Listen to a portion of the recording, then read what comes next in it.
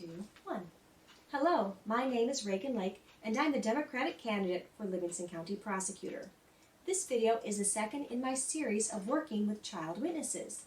In this video, we're going to talk about the rules we tell children to follow when they are speaking to us interviewers and in court. As I mentioned in the last interview, working with child witnesses has some unique challenges. First, children are reluctant to correct adults. Second, children don't like to admit either when they don't know an answer to a question or don't understand a question. This might result in the child not telling the interviewer if he or she has an important fact wrong, guessing at an answer, or not telling the interviewer that he or she doesn't understand the question. So before we start the interview, we tell children there are rules they must follow when we talk to them and when they speak in court. Those rules are 1. To tell the truth, 2. To not guess, 3. To correct the interviewer if he or she makes a mistake, and 4. To tell the interviewer if the child doesn't understand a question. Another issue we must deal with is that children are not professional witnesses. They might not be used to talking about themselves, and we're going to be asking them to talk about some very sensitive stuff.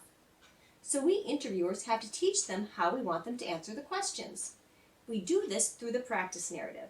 The practice narrative asks the child to walk the interviewer through a process, providing as much detail as they can think of.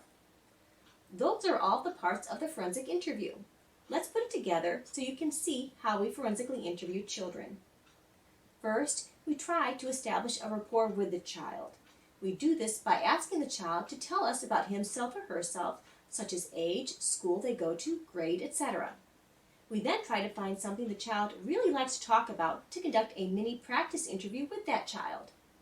Second, we review the rules with the child. For each rule, we give the child an example to make sure he or she understands the rule.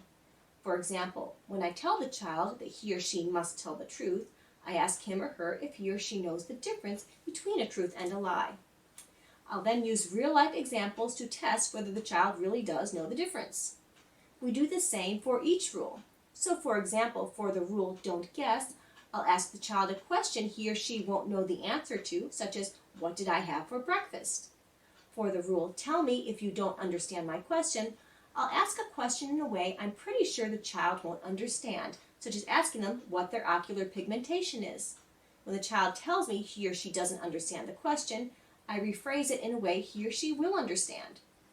For the rule correct me if I make a mistake, I'll usually ask the child a question and call them by the wrong name. When the child corrects me, I thank him or her for correcting me, then repeat the question with the correct name. The next step, if I haven't already done so, is to run through a practice narrative with the child.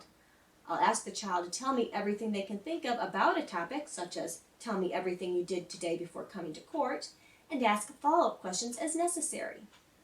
I then tell the child that's the way I want them to answer my questions both when we're talking in the interview and in court. When talking to the child about the incident that is the reason for the interview, we ask open-ended questions and are careful not to react to what the child is telling us. This is not only because we don't want the child to feel embarrassed or upset by what they're saying, but also because we don't want to unintentionally give a child clues that might influence what he or she says. We always try to conclude the interview on a high note so the child feels good about the conversation, even if it is something that is extremely personal.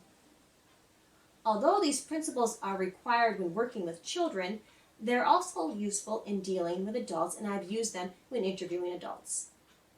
Thank you again for watching.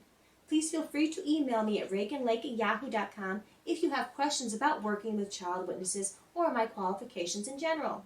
And remember to vote for Reagan Lake for Livingston County Prosecutor on November 3rd.